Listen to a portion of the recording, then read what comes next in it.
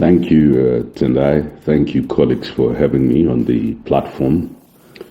We were trained within the University of Zimbabwe and earlier in high school to understand the proud history of Pan-Africanism.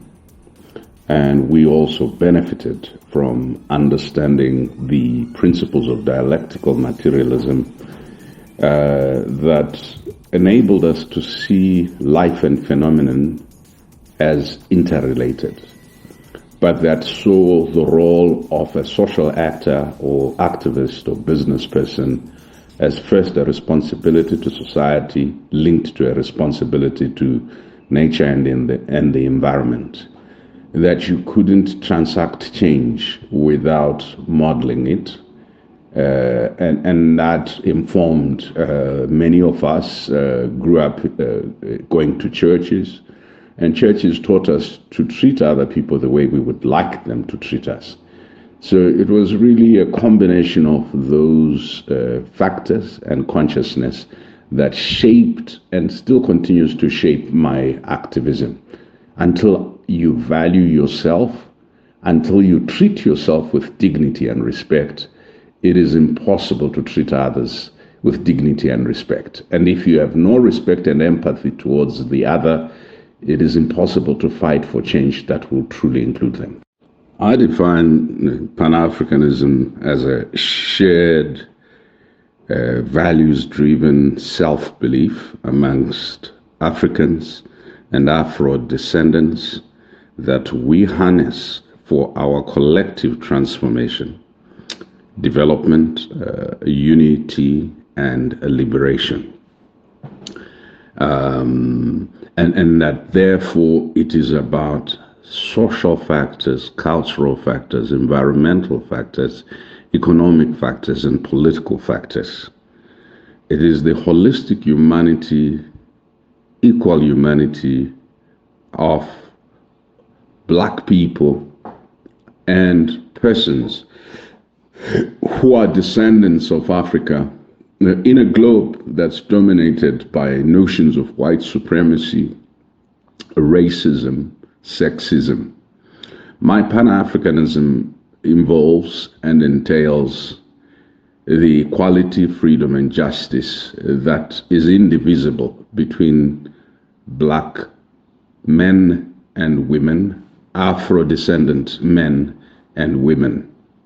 And so I am one of those who believe in the strength of our culture, but also who understands how our culture has been distorted and sometimes immortalized without understanding that culture is essentially dynamic. So my Pan-Africanism is first and foremost that. My Pan-Africanism is also anti-colonial, anti-imperial.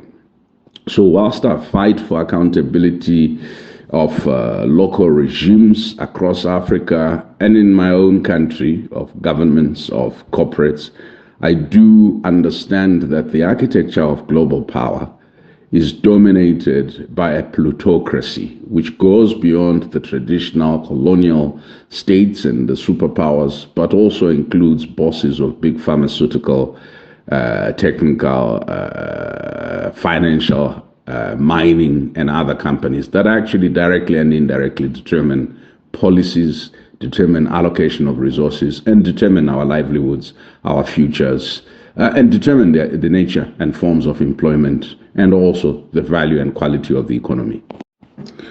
Regional mechanisms, whether they're SADC, ECOWAS, ECAS, EAC, Maghreb Union, are only as strong as the state. If we do not get the process of leadership selection, of policy development, of institutional development and accountability at the national level, the regional entities cannot result or have individuals and leadership that is different. We elect leaders at the national level, sometimes based on ethno-religious and sometimes on parochial party positioning that does not take into account leadership skills, capacity, and competency. And as a result, it is these same leaders that constitute the leadership of SADC, the leadership of the African Union. It is the same parliamentarians that become the Pan-African Parliament. And so the sort of dysfunctions that we see at the national or state level simply amplify themselves, almost on steroids, at the regional, continental level. It is not the institution per se that's dysfunctional. It is the states that make up those institutions.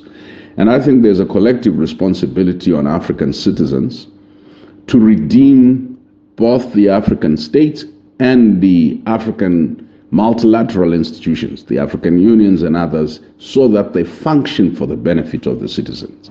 This cannot be outsourced.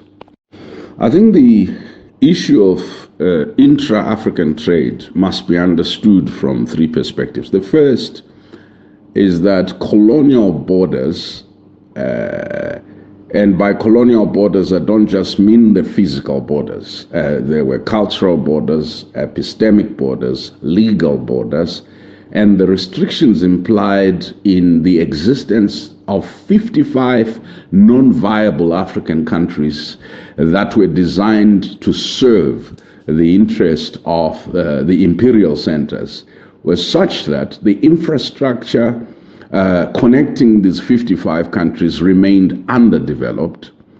The harmonization of policies and laws that would have enabled greater coherence in how these countries interacted with each other remained underdeveloped. The rules that applied between these countries remained very restrictive. Let me give you an example. The rules regarding to freedom of movement, right of residence, and right to work were such that it was easier to get Indian or Asian, Cuban, American, and British teachers to come and supplement teaching needs in a country whose neighbor may have excess teachers, excess engineers, excess doctors, because of those narrow parochial restrictive laws that that limited freedom of movement of people. But it also meant that capital was unable to move because the infrastructure was diabolical. In some instances, in my early travels in West Africa in the 90s, we used to go via Europe. It was quicker to go via Europe in order to get to certain West African countries. And even traveling within West Africa was a nightmare. And then, of course, there are social cultural barriers and political barriers, the corruption, bribes, harassment, and etc. The commitment to intra-African trade is a commitment to share a bit of the sovereignty, and by sovereignty I mean some of the irrational, colonially inherited ways of relating to each other. South Africa typifies all of our evolution or development from colonial rule to independence. We had two options: to level up. That means to get our populations to live at the same standard as the whites who lived super privileged lifestyles, or to level down. That means to reduce the privilege in the minority so that we could democratize sort of access. For most of our countries, we chose to level up. And in leveling up, one of the first entry points was deracialization. So you will recall in Zimbabwe that many of our parents, immediately after independence, moved to what were former white suburbs, took their children to what were former white schools. In fact, it became a badge of honor for kids to go to be taken to the wealthiest, most expensive former white-only schools. There was an underinvestment in the black schools, mission schools, rural schools. In fact, no investment in some rural areas. There was also a sort of white flight that happened, both in the schooling system, but also in the education university system. We see in South Africa the ingratiation of a black elite and its integration into the circles of former white privilege. So the construction of super rich or uber rich black capitalist class, but with do not necessarily see, even with broad-based black economic empowerment programs, a structural transformation of the nature of the economy and opportunities for the majority black people. So the quality of education may not be called Bantu education, but the absence of infrastructure, sufficient teacher support, sufficient supervision, and sufficient commitment to a transformative agenda has essentially meant that for generations of black South Africans, they are not adequately prepared for the sort of transformation. And the whites in South Africa, like the whites in Rhodesia, were unwilling to integrate, and so they formed islands of preservation. So what you are seeing is black people looking at those who were beneficiaries of apartheid and saying, well, nothing really changed for them. If anything, their privileges have increased. And then looking at themselves and saying, nothing really changed for us. If anything, our plight has worsened. And often this is projected onto the foreigners that have come into South Africa, who, by the way, are preferred by some of the white employers, not simply because they are better educated than some of the myths that we do, but because they are cheaper. They don't have the labor conditions, they're not unionized, they're not protected. So the exploitative nature of South African white capital, or black capital, actually, the new uber rich, is the same. It would seem to me that this is a contradiction, because what we are seeing is the so-called rainbow nation, and irony of it is a rainbow has no color black in it. The so-called rainbow nation is facing a structural challenge of an untransformed economy, a political challenge of political elite decadence, that's looting, incompetence, wastage, and we saw this with the COVID bit, and also a disconnect between political rhetoric, policy, and structures that are able to implement and develop a country. So South Africa is really an epitome of failed structures, failed leadership, but also the contradictions that a society inevitably goes through when it seeks to transform from traumatic experience such as colonialism or apartheid and a new moment of optimism and hope. And that means you have to decolonize, but you also have to be future focused. We fought our wars of liberation in Southern Africa based on one man, one vote, or universal adult suffrage. So in order to liberate our countries, we thought that that component of democracy, the right to choose leadership, was important. We also fought our war of liberation on the basis of redistribution and distribution of within the economy. So we thought as people who were fighting for the liberation of our countries that component of democracy, which is economic equity, opportunity, epitomized by distribution and redistribution, was important. We also fought for the equality of sexes, equality of races in our country. So we thought the agenda of democracy or democratization on equality was important. We also fought for a transformed future. And so we thought that agenda of democratization was essential to the war of liberation, which is inclusiveness, which is transformative economy, and etc. The failure is not a failure of democratization, and we must distinguish it from the narrow liberal quest of representative politics, which, if you do not nuance, can really become the projection of ethno-regional interest and not necessarily any form of merit, any form of capacity, any form of equity.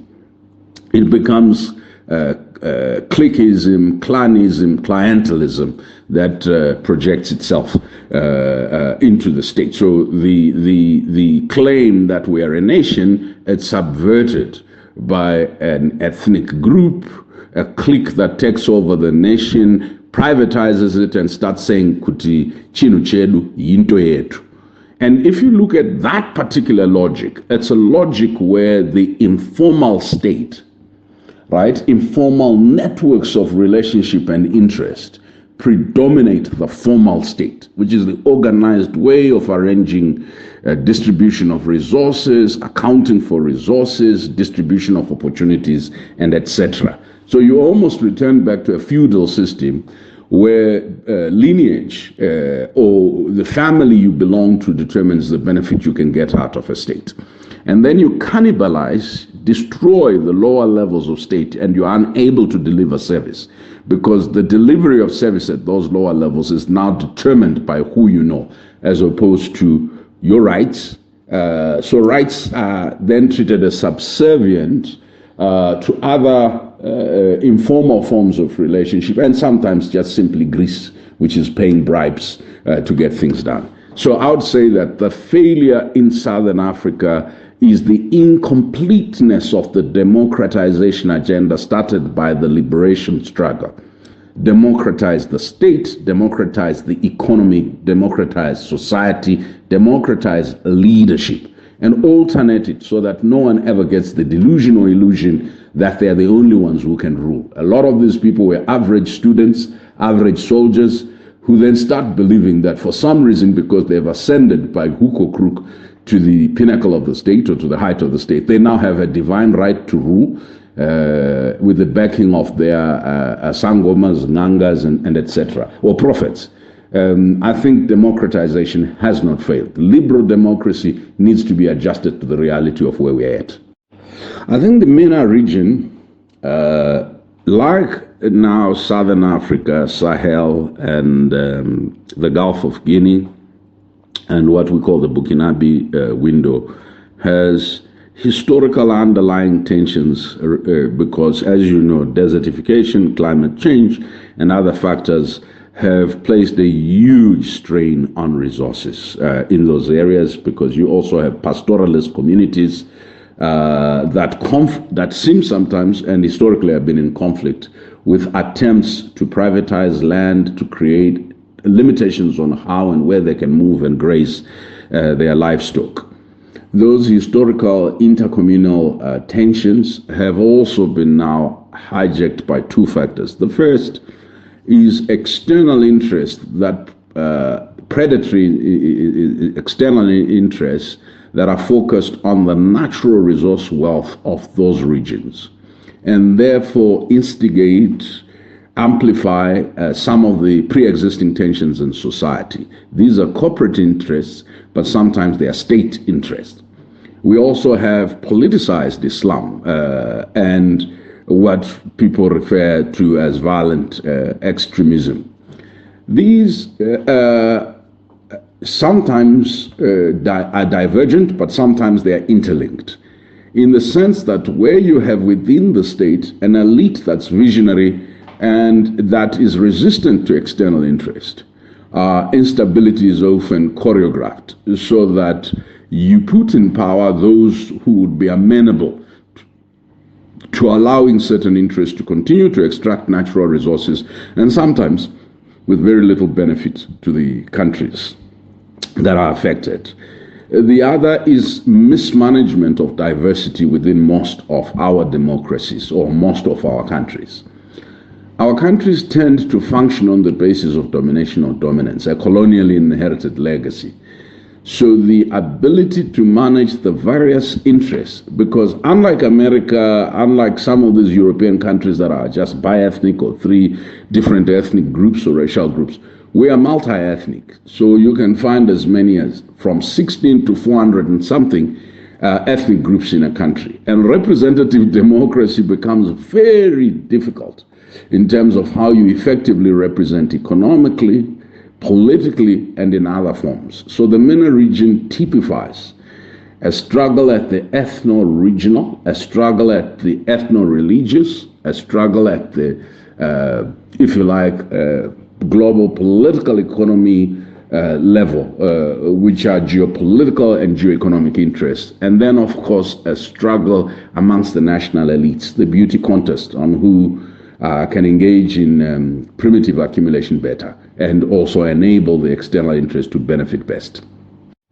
I must say that the idea, the notion of militarization of politics in Africa must be understood in the broader context that we have globalization that is generally militarized. That's why the war in terror is both a war, but it is also an economic adventure. where you go in, destroy Iraq, you send your companies to build, you go in, you destroy Afghanistan, you send your companies to build.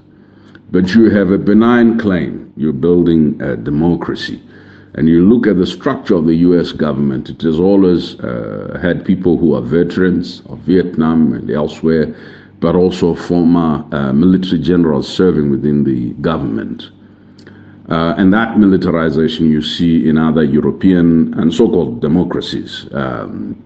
So this idea of states projecting power militarily, technologically, economically, and sometimes through diplomacy is a key element that we have underanalyzed when it comes to why Colin Powell was in the US government, why Condoleezza Rice was in the US government, why General so-and-so was in the Trump administration, etc. The coexistence of the military, former generals, and civilian rule is something that's a bit of a challenge for most democracies. First, I think that it is useful for us to understand that soldiers are citizens, that the requirement of constitutional democracy is to the extent that they are serving, they be under civilian control, that when they retire, and they are not supposed to serve forever. Our Defense Act historically used to say you serve for 20 years or until you are 50. And in fact, our Constitution sets a term limit for the head of the Zimbabwean military. And that post their retirement, it is possible for them to enter civilian life and compete, as long as they have the qualifications that are required, whether they want to serve in parliament or to serve in any other capacity. It is not necessarily that decoupling. The conflation is when serving military folk use the privilege of controlling the coercive apparatus, coercive arms of state, to extend themselves into the economy, and then to use the economic benefits to influence political direction and trajectory, and to use the military might to determine how democratic processes of leadership selection function or dysfunction. That therefore becomes a usurpation of constitutional power or an undermining of the Constitution. So it is clear that we must distinguish that according to our traditions, the military must remain a professional army, non-political and non-partisan, partly because there is nothing in the military code and there is nothing constitutional that would demand that a junior soldier, mid-level soldier, should belong to the same party as the commander.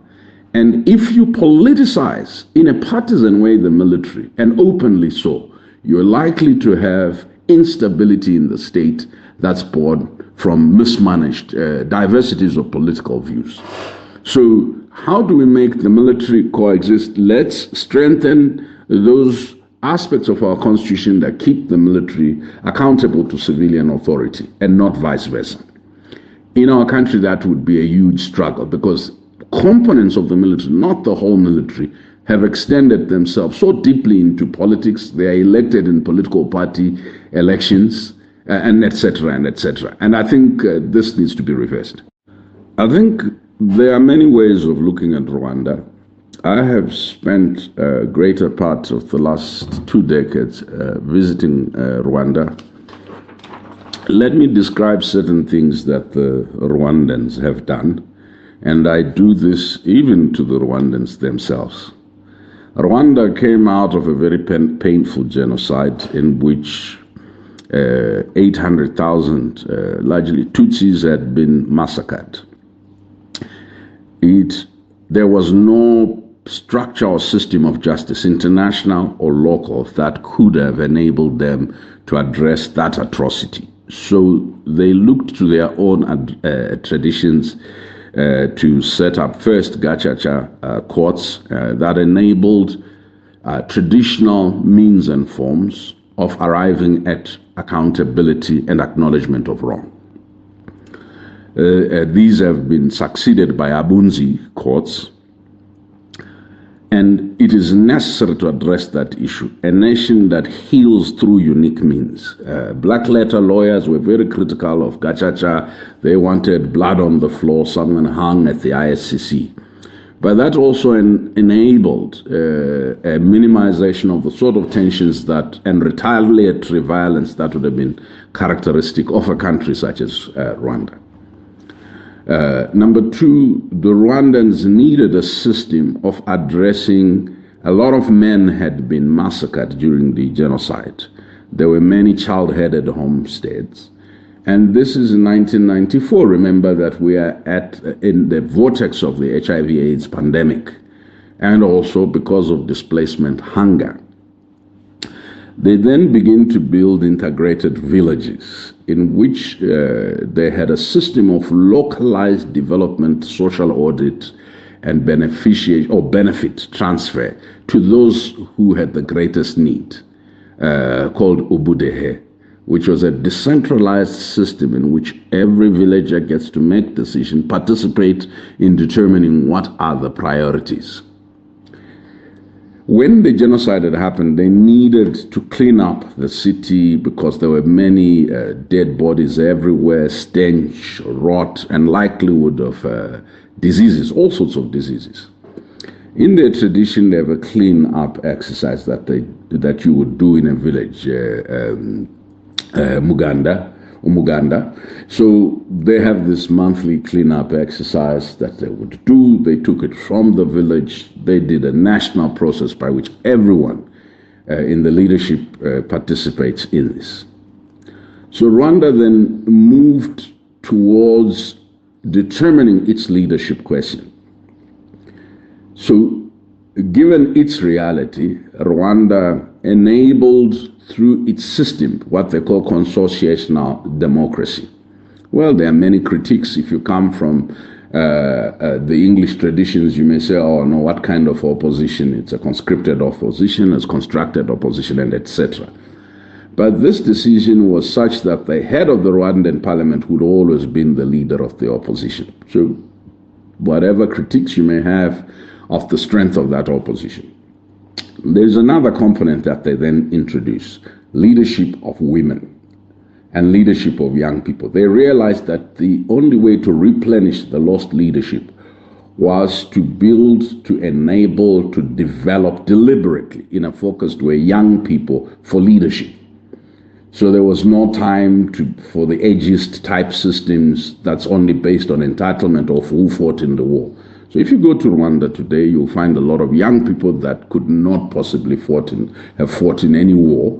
Some of them born actually just before the genocide and some after, who are in leadership, serious leadership positions.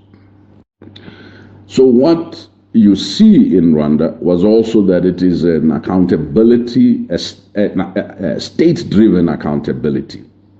State-driven accountability is the state elite themselves determining that they are going to deal ruthlessly with the excessive type of corruption that we see elsewhere on the continent, that they are also going to account. So they set up the Rwanda Governance Board, Rwanda Development Board, to manage basic things, to manage complex things, and to ensure that they were accessible to people who wanted to invest.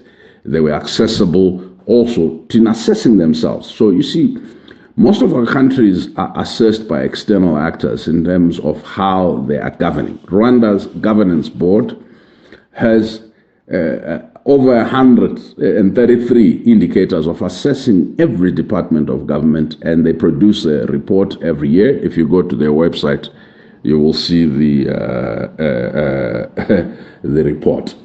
And I think that accountability, competency, merit. Rwanda understood, as everybody else, that whilst you set up a system based on meritocracy, you also need to be constantly paying attention to questions of equity, because sometimes meritocracy can privilege the historically privileged because they had better education, better schooling, better amenities, better infrastructure, and etc. So it went on this big drive. It also wanted a uniting ideology. That uniting ideology that for the most part they've chosen is a form of Pan-Africanism. Pragmatic Pan-Africanism, I think that some Rwandans call it. which is they looked inward first, they are looking outward now to be an integral part of the continent. The Rwandan security has remained one of the key areas that they are focused in. And understandably, having survived a genocide, facing hostility from potential attacks by rebels in the DRC and elsewhere, security is key to the Rwandan state. But leadership not just of Paul Kagame, but leadership, many of the leaders we don't talk about within Rwanda are not at that level of the presidency. It is this idea that a governor must perform, this idea that the local government ministry, this idea that there is a performance contract. They hold the annual leadership meeting in which they have a really candid talk about poor performance, not usual speechifying. So my sense is Rwanda is not perfect. I think that there are many critiques. It's not necessary for me to rehash the sort of critiques that you hear of their system, leadership, and etc. Like any country, it must constantly improve how it delivers to its citizens, improve how it relates with the rest of the continent, improve on how it looks at the future. But what we are seeing that is different with the Rwandan elite is consciousness of the past, consciousness of the present, but an obsession with creating a better future, but not getting old people to create the future, getting young people to be an integral part of creating the future. Is this a model? Portions of it might work. Rwanda doesn't have 400, 16, 20, 30 ethnic groups. For countries that have a lot more ethnic groups, part of what the Rwandans have been able to do, or the Rwandese, may be difficult. But there are certainly some lessons that are worth learning from what they have done. It is not whether it's a benevolent dictatorship or a democracy that determines whether we're functioning. It's whether we're clear on the shared values, on the shared vision, and we build the institutions and have the political commitment, will, and leadership to implement what we agree.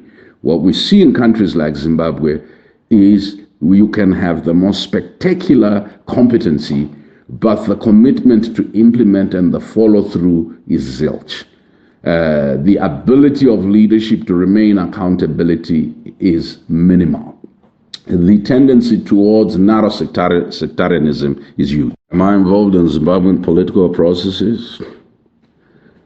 No, not in any meaningful way. I am involved in Zimbabwean development in very deep ways. I'm involved with Zimbabwean civil society in also very, very deep ways. And I do appreciate these are political. I think that I don't see myself as having anything necessarily to transfer. Mine is a unique journey. I always share that experience, but I also subject myself to learning from others. What our country has lost is the ability to hear, to learn. We are obsessed with titles and with importance. We are obsessed in showing that you are more brilliant than the other. So we've lost the one thing that would make us a superpower, the ability to celebrate each other, the ability to learn. And that's why this platform is very key. We learn from each other, not as a way of showing that the other is wrong or that I totally disagree, but in trying to find what is it in an experience, in a pathway that I'm not entirely familiar with or that I don't agree with, that I could learn from. We would rather learn from foreigners. We have many, many great examples amongst ourselves. I think Dr. Ngai is correct. It's not just the role that losers play. The idea that someone is a loser is itself problematic. It is the role that those who have no interest in partisan politics can play, the experts. Our politics has become anti-intellectual. You go within political parties, there is a derisive view that we hold of intellectuals. Granted, sometimes professors and doctors and so on and so forth are tended either to be bookish or to be condescending and arrogant. But policies are essentially the result of ideation, thinking. Policies are also best informed when you have exposure and not anecdotes. The country has a lot of people who could contribute to policies. not just the development of policies, but the implementation. So I think it's the role of those citizens who don't want to be tainted by political party partisanship, or who are not sycophants, who will not bootlick a regime, but want to contribute to their country. We don't seem to have a capacity to include without seeking to subordinate and to objectify, to turn people into either sycophants. If you don't sing a song of praise, then you cannot be involved, because loyalty first as opposed to capacity and contribution. It is also the role of critical constituencies of conscience. I believe that churches and mosques in Zimbabwe have a lot of free capacity that could develop and transform our nation. Sometimes they are so preoccupied with hyper-spiritual things, they are unable to galvanize the networks that they have within themselves and to apply them towards national transformation and development. I think that there is a huge role to be played by citizen networks. Because of the violations of human rights and excesses, we have tended to squander all the time of residents' associations, labor unions, students' unions, purely on the agenda to resist autocracy, dictatorship, which is important. We have not paid sufficient attention to creating alternatives, imagining alternatives, promoting innovation on a grand scale, making innovation part of our culture, making solutions part of our culture. If you then consider that we have a leadership that prefers to run the country on the basis of memory, each time you raise a question, they'll tell you that they went to war. Some of them actually never fired a single gun.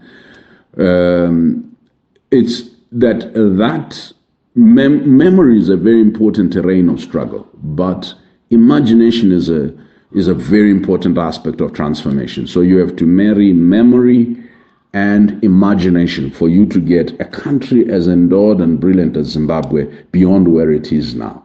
The stagnation that we see in West Africa, in North Africa, the stagnation that we see in Zimbabwe is not just a failure of leadership, it's a failure of structure, it's a failure of policy. So it's not just getting another brilliant professor from an Ivy League or Oxbridge school.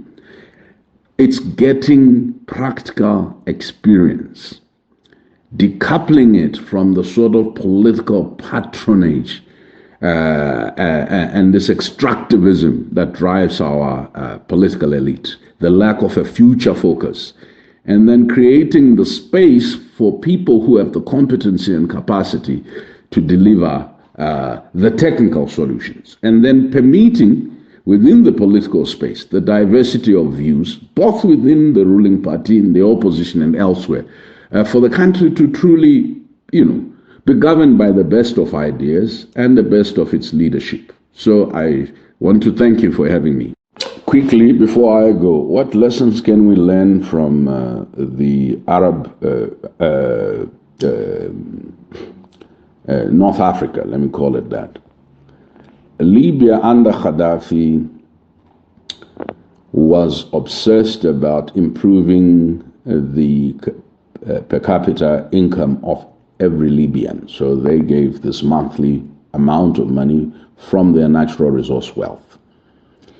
So whilst there were many complaints about Gaddafi, the Libyans were much better under his regime in terms of per capita income. So it was this idea that natural resource wealth earnings would be applied for the social welfare, social protection, and actually as a critical portion of social policy. Zimbabwean poor are taken care of by donors and not by their government. The social welfare fund in Zimbabwe hardly has enough to deal with what the average poor household in Zimbabwe faces. Libya also and Egypt teaches us the importance of micro infrastructure. So whilst we obsess about macro infrastructure, what size of airports we have, what big parliament, some of these countries have gone into the remote areas. You remember Libya building the 500-kilometer pipeline it's a desert. So desalinization of water, just making sure you have access to water that's not salt water for people to be able to irrigate. So if you go to Sirte, you will see that Sirte had become a bit greenish. You go to certain components of Libya that ordinarily wouldn't have water. This idea of getting basic resources to the remotest part of the country. Many of us come from villages that are grossly underdeveloped. In fact, if I'm to shame myself and you, most of the schools we went to, not just in villages, even in urban areas, are grossly dilapidated. And we have many successful people that went to those schools. The ability of those successful, brilliant Zimbabweans, well-educated, who've been to the best universities, coming together just to paint a building, to repair windows, to build a new block, or do something for the next generation has been minuscule. So the challenges we face are not just at the state level, at the interpersonal level, at the school level, where the challenges. We learned from Egypt, they made automation technology primary. And also they knew that tourism was key, so they invested heavily in that sector. And they reap dividends from it. What we don't seem to do is we have a nationalism that applies only to looting, a patriotism that applies to hedging and keeping others out. But we are selling off every valuable natural resource, including our hotels, to foreigners, as though to say we can't put together teams of Zimbabweans in the country and in the diaspora into coalitions to run, or into companies, SPVs, to run some of these assets. I think we see a spectacular colonial mentality in our leadership that, in a contradictory way, always is talking patriotism, anti-imperial, and yet it is actually auctioning everything that matters in the country to foreign interests. Soon, if not already, we will be slaves in every aspect. Everything of value to our country will be owned by foreigners. And there's nothing wrong with foreign direct investment, but are they strategic assets that we are reserving for ourselves? At the present moment, none. We learned from Tunisia the importance of modernizing government. So you have in our public sector, you get promoted by the number of years you will have spent, not the skills necessarily. So the ability of young people, middle-aged people who are highly talented, who have no prior career in the civil service, entering the civil service at senior levels, unless if they are political appointees, is minimal. So I would say we learn from the Arab world modernization of government, number one, that allows you to bring technical expertise, that allows you to perform better as you deal with external and internal. And they have been very good at negotiating natural resource contracts. They've been able to negotiate in their own interest. They've been able to leverage their relationships with the East and the West to get some very practical benefit for their industrialization, which is what we have not been able to. We keep saying foreign direct investment will bring jobs. The sort of foreign direct investment is purely extractive. There are not that many industries that have come up as a result of our foreign direct investment, which is different from what we see in the Arab world. The Arab world has also been able to make a great deal out of its skilled diasporans, both not just for remittances, but skills transfer. And I think that's key. I think there are many lives after Paul Kagame. If you work closely in Rwanda, you've been to Rwanda, you will have realized the depth and breadth of leadership.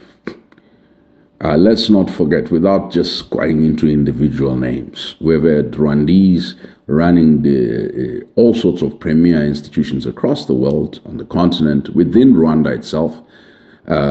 They've rotated a lot of the ministers, rotated a lot of the leadership, and so that you have people with multiple skills and an understanding of how government works.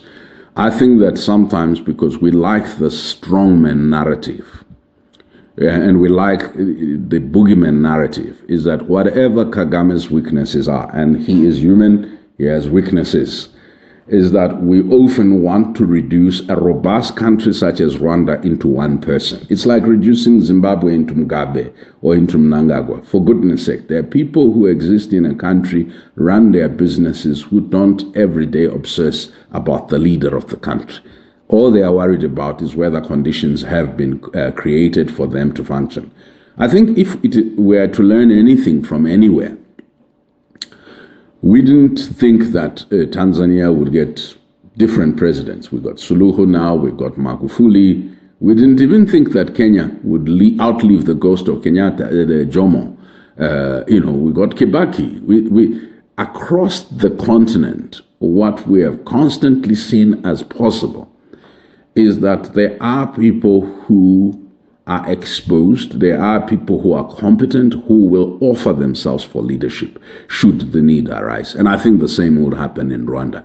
I am not one of those who sit and project doomsday and catastrophe, that when this one goes, it'll be catastrophic. There's great contribution that the generation of Rwandese leaders or Rwandan leaders have made, but if anything, there's a greater generation of Rwandans that's yet to arise, that we are yet to know, that are yet to make a contribution. And that's the same for every country. No leader is the be-it-all and end-all. So and it's useful that when we analyze, we don't get into this Western reductionism, that a whole country of 17 million is one person, that everything that moves in the country is because of one person. I think it's unfair. We don't say the same about the West, that everything that moves is because of Trump or Biden, and that doesn't move, because there are other components of states, of the state, where things happen with or without the president. My takeaway message, and sorry I have to rush, is this, that the Africa we want, the Africa we need, the Africa we desire can only be built by what I call coordinated brilliance. The challenge we face, and I speak specifically to Zimbabweans. Zimbabweans are some of the most brilliant people, intelligent people that I know, some of the most literate people. But it's difficult for Zimbabweans to co-create, collaborate, and sustain an effort without their egos destroying what they have built. It's also become part of our culture, what we call shaisano, that if I don't have it, if I can't have it, no one else should have it. We are never going to have any perfect transformation or transition. We are never going to have any perfect leadership, especially whether it's in opposition political parties, civil society, the business sector. But we should hold each other to account. Until we create platforms in which, like this one, where we begin to say, what are our shared visions and values? And we are willing to accept that my view should be tempered by someone else's view. My view is not perfect, it's not infallible. And then to subordinate each other to the ability to be humble enough to work with people, not because you agree 100%, but there are certain common minimum platforms that we can work together on. I think that the future of Africa requires imagination. We've had a lot of hero worshipping, historicized importance, boys' dominance. I think that I have found that leadership that is conscious of the capacity of women and men as indivisible, the skills of women and men as indivisible, the capacity and skills of youth and old as indivisible, that as an intergenerational approach, an intersectional approach to solutions, that is willing to constantly be learning, that's innovative, is key. We cannot continue to be hostage to good words, to articulation, to eloquence. I think we must test the cogency of ideas and also certain parameters of ethics for our leadership, of integrity, and of the ability to operate systems. A lot of people that offer themselves for leadership in our country, historically and now, have never really run institutions, have never really worked in institutions, don't understand complexity. So when they are in power, they do exactly what they are accustomed to, highly personalized, individualized, ways of doing things, informal ways of doing things. So they weaponize difference, they weaponize power, they weaponize position. I'm hoping that as this platform continues, as we reflect on how to get the best out of our country, we realize that the politician has something to offer, the business person has something to offer, civil society has something to offer, the academic has something to offer, but the ordinary informal sector person has something to offer. And then often we don't know how to harness the different offerings that they have to making a healthy national climate. I thank you for having me. I quite enjoyed, and thank you for the incisive questions.